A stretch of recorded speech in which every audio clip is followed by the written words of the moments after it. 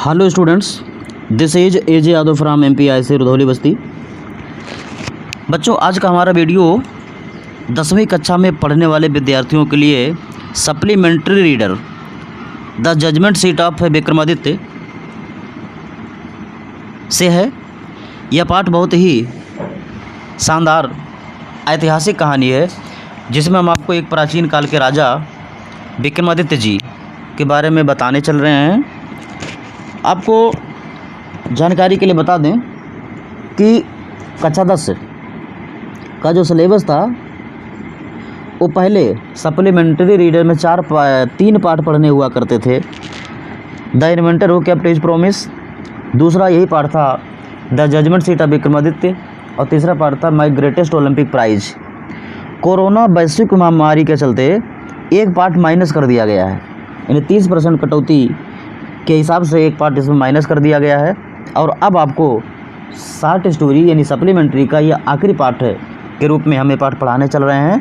The judgement seat of Vikramaditya कक्षा 10 के विद्यार्थियों के लिए बहुत ही शानदार कहानी लेकर के हम हाजिर हैं आपके सामने। तो आइए देखते हैं कि विक्रमादित्य कौन थे, कहाँ के रहने वाले थे, उनके सीट जिस पर वो बैठते थे उसकी क्या विशेषताएँ थी, उसकी क्या खासियतें थीं। इन सारे प्रश्नों को जानने के लिए हम लोग इस पाठ को पढ़ने जा रहे हैं। आपको और एक चीज़ बताना चाहेंगे कि विक्रमादित्य तो महान थे ही, उनसे ज़्यादा चमत्कारी उनकी वो सिंहासन थी जिस पर कोई आम व्यक्ति नहीं बैठ सकता था। उस पर बैठने के लिए आपके पास बहुत क्वालिटियाँ होनी चाहिए थी। सबके बस की बात नहीं थी उस सिंहासन पर बैठ पाना। तो आइए देखते हैं उस सिंहासन की क्या क्या विशेषताएं थी। तो सबसे पहले हम विक्रमादित्य के बारे में थोड़ा सा परिचय जान लेते हैं। आइए देखें। We are all familiar with the name of Vikramaditya. आपको दिख रहा होगा यहाँ से, हम सभी लोग विक्रमादित्य के नाम से परिचित हैं। हिज रेन, उनका शासनकाल, हैज़ बीन मतलब रह चुका है, a landmark in the history of our country, हमारे देश के इतिहास में एक बहुत ही महत्वपूर्ण घटना रह चुकी है। द विक्रम संवत ओज इट्स वर्जिन टू हिम, विक्रमी संवत अपने उत्पत्ति के लिए उन्हीं का ऋणी है, यानी कर्जदार है। यानी विक्रमी संवत का अगर जन्म हुआ तो किससे? विक्रमादित्य जी से। ऑल दो his name is so famous, यद्यपि इनका नाम इतना प्रसिद्ध है, इट इज़ स्ट्रेंज, फिर भी ये बड़ी विचित्र बात है कि we hardly know anything definitely about his life, फिर भी हम लोग बहुत मुश्किल से उनके जीवन के बारे में कुछ निश्चित जानते हैं। He was very famous but many things about his life were unknown to for us, हम सभी लोगों के लिए उनके जीवन की बहुत सी बातें अननोन हैं, हम उनको निश्चित रूप से जानते नहीं हैं।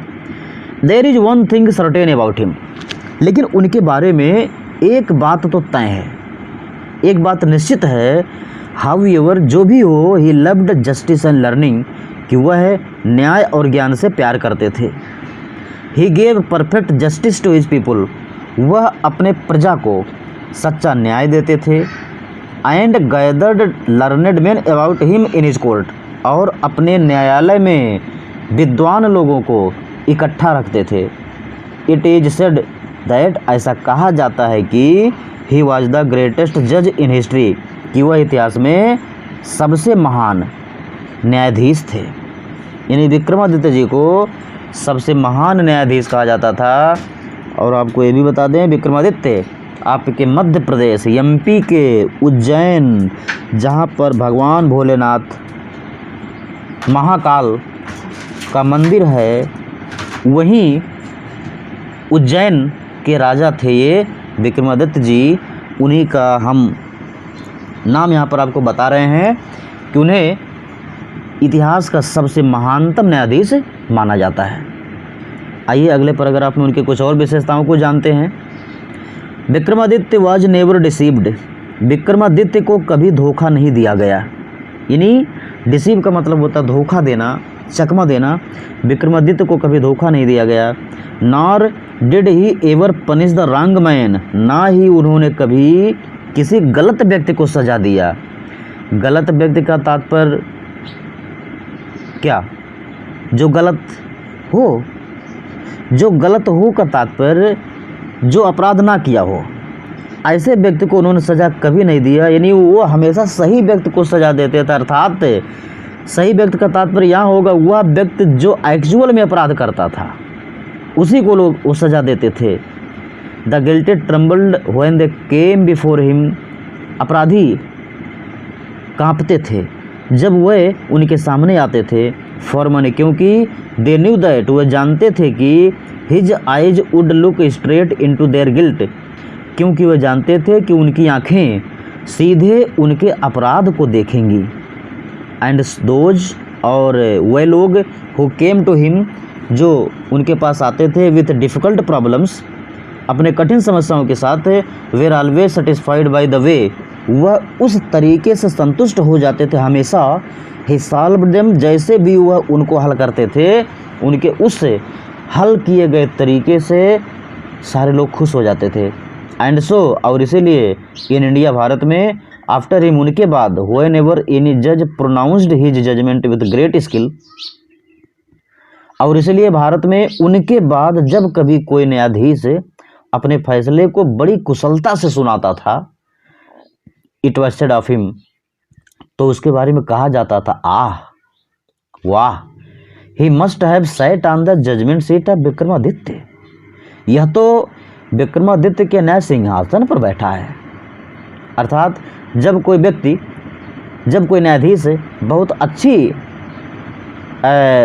अच्छे फैसले को सुनाया करता था तो लोग उसके बारे में कंपैरिजन करते थे, ओह लगता है यह न्यायाधीश विक्रमादित्य के न्याय की कुर्सी पर बैठा हुआ है।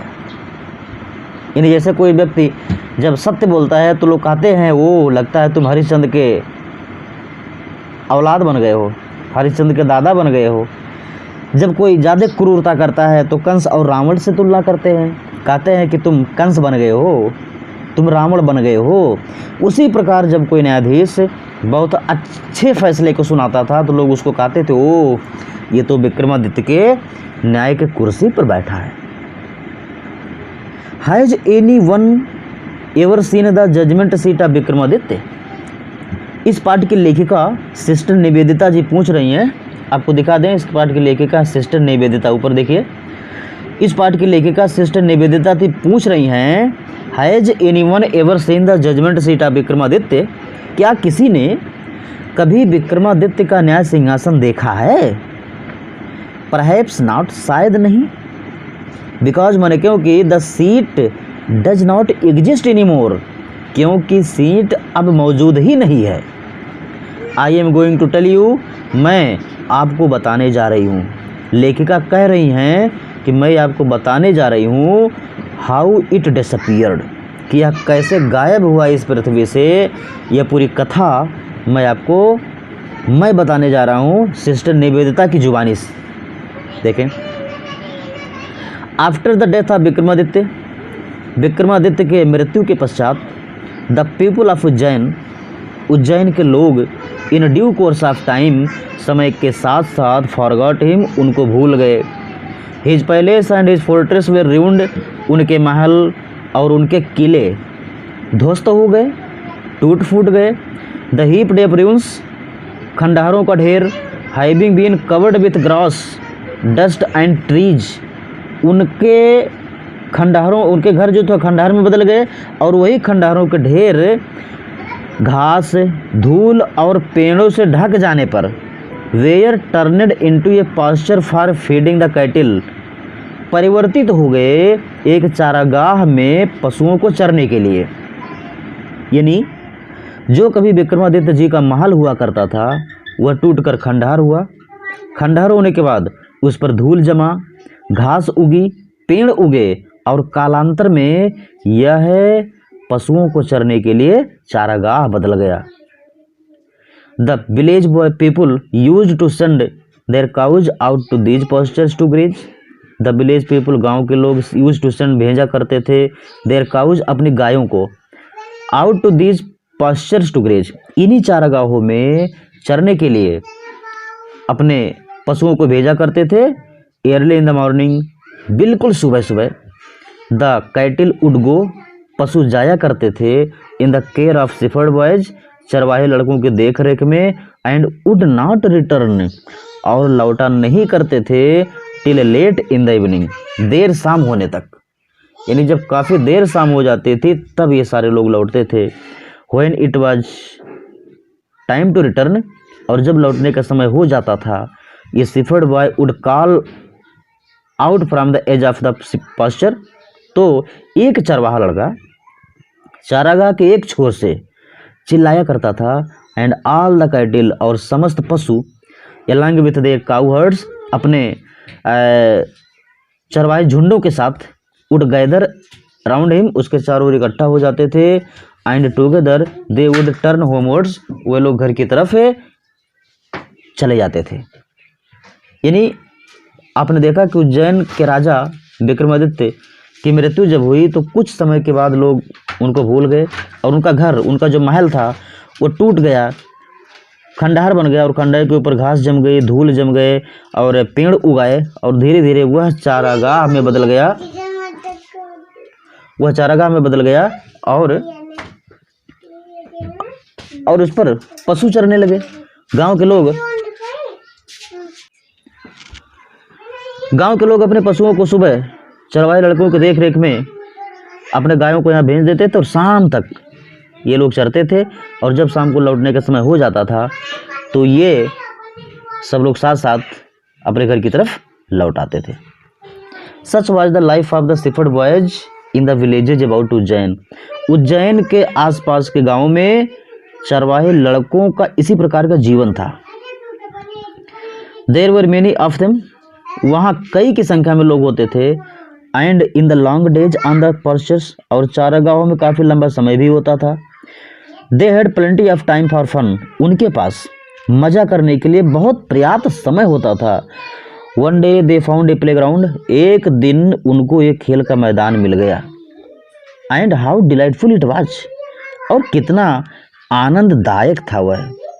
The ground under the tree was, पेड़ों के नीचे की जमीन थी कैसे, रफ एंड अनइवन, पेड़ों के नीचे की जमीन थी भद्दी और ऊबड़ खाबड़। हियर एंड देयर, कहीं कहीं, the ends of great stone peeped out, बड़े बड़े पत्थरों के नोक बाहर की तरफ झांक रहे थे। एंड इन द मिडिल, और बिल्कुल बीचों बीच, there was a green mound, एक हरे रंग का टीला था। माउंड मतलब टीला होता है, एक हरे रंग का टीला था।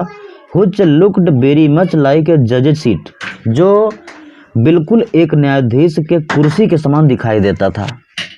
यानी चारागाह बहुत बड़ा रहा होगा, उस चारागाह में बीच में एक हरे रंग का उभरा हुआ पत्थर रहा होगा, उस पर घास जमी हुई थी, इसलिए हरे रंग का दिखाई दे रहा था। यानी हरे रंग का टीला था, और उस मैदान की जो ज़मीन थी वो समतल नहीं थी, वो ऊबड़ खाबड़ थी, और कहीं कहीं पत्थर के नोक बाहर की तरफ निकले थे। जो पत्थर के नोक रहे होंगे बच्चों, हमें लगता है वो टूटे फूटे खंडहर के टुकड़े रहे होंगे। At least one of the boys thought so, कम से कम लड़कों में से एक ने ऐसा सोचा। And seated himself on it, और स्वयं उसी पर जाकर के बैठ गया, और कहा, आई से बॉयज, हे लड़कों मैं तुमसे कह रहा हूँ, ही क्राइड, वो चिल्लाया, आई शैल बी द जज, मैं न्यायाधीश बनूंगा। And you can bring all your cases before me, और तुम सब सारे मामले, अपने मामले मेरे सामने ला सकते हो। And we will have trials, और हम लोग मुकदमा लड़ेंगे, then he straightened his face, और तब वह अपना चेहरा सीधा किया। एंड बिकेम वेरी ग्रेव, और बहुत गंभीर हो गया। To act the part of जज, एक न्यायाधीश के भूमिका को निभाने के लिए एक न्यायाधीश बन गया। तो कम से कम एक लड़का ऐसा सोचा, और उसे सीट पर जाकर के बैठ गया, और अपने साथियों से कहा, मित्रों, बच्चों, लड़कों, सुनो, मैं न्यायाधीश बन गया हूँ, अब तुम लोग अपना मामला मेरे सामने ला सकते हो, और हम सब लोग मिलकर के बहस करेंगे, मुकदमा लड़ेंगे। और तब वह एक न्यायाधीश की भूमिका को निभाने के लिए अपना चेहरा सीधा किया और बड़ा गंभीर बन गया। Others saw the fun at once, दूसरों को तुरंत मजाक दिखाई दिया। एंड व्हिस्परिंग एमंग देमसेल्व्स, और आपस में फुसफुसाते हुए, व्हिस्परिंग माने फुसफुसाते हुए, क्विकली मैंने जल्दी से पिक्ड अप सम क्वेरल, जल्दी से एक झगड़ा तैयार कर लिया। एंड अपीयर्ड बिफोर देम, और उसके सामने हाजिर हो गए। Each group stated their case, प्रत्येक दल अपनी बात को कहा। One saying that a certain field was theirs, एक ग्रुप यह कहते हुए कि वह फला खेत हमारा है। अनदर सेइंग दैट, और दूसरा ग्रुप यह कहते हुए कि दैट वाज नॉट, कि यह उसका नहीं है। एंड सो ऑन, इसी प्रकार की बहस शुरू हो गई। They all wanted him to settle the dispute, वे सभी चाहते थे कि यही इस फैसले को, इस झगड़े को निपटाए। सेटल माने निपटाना होता, डिस्प्यूट में झगड़ा। वो सब लोग चाहते थे कि यही जो झूठा मूठा न्यायाधीश बना है यही इस मामले को निपटाए, तब देखा जाए इसकी असलियत, इसकी काबिलियत। बट नाउ, लेकिन अब ऑल ऑफ ए सडन, अचानक ये strange thing made itself felt, अचानक तभी एक विचित्र चीज अपने आप बनती हुई प्रतीत हुई। द बॉय, वह लड़का, who appeared so common before he sat down on the mound, वह लड़का जो टीले पर बैठने के पहले बहुत सामान्य दिखाई दे रहा था, लुक्ड सो डिफरेंट नाउ, अब बहुत ज्यादा भिन्न दिखाई देने लगा। He had become grave and serious, वह बहुत गंभीर हो गया।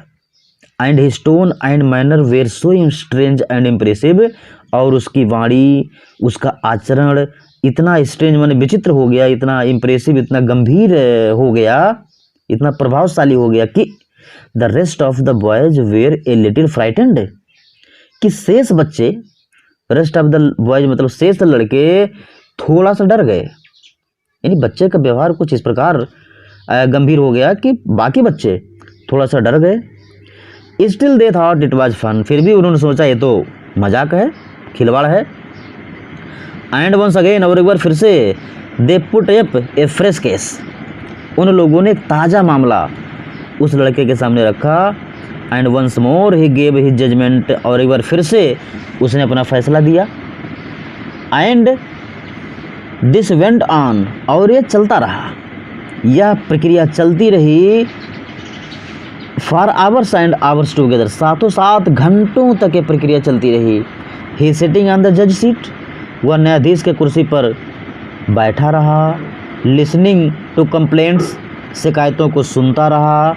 And pronouncing sentences with the same gravity, और उसी गंभीरता से उनके शिकायतों को सुन करके उस पर फैसले सुनाता रहा। Till it was time to return, जब तक कि लौटने का समय ना हो गया। एंड देन, और तब he jumped down from his place, और तब वह अपने सीट से, अपने जगह से कूद गया। And was just like any other cow heard, और बिल्कुल अन्य चरवाहे लड़के के समान हो गया। यानी ये चीज़ स्पष्ट है कि वह लड़का जब उस टीले पर बैठता था तभी उसमें परिवर्तन होते थे, और टीले पर उतरते ही उसके सारे परिवर्तन छू मंतर हो जाते थे, गायब हो जाते थे, और वह आम बच्चे की तरह एक साधारण बालक बन जाया करता था। अर्थात उस टीले में ही कोई चमत्कार था। टीले पर बैठना ही उसे इस प्रकार का गंभीर, इस प्रकार के न्यायाधीश की तरह बुद्धिमान बना दिया करता था। तो अब आगे क्या होगा, कुछ हम आगे देखें।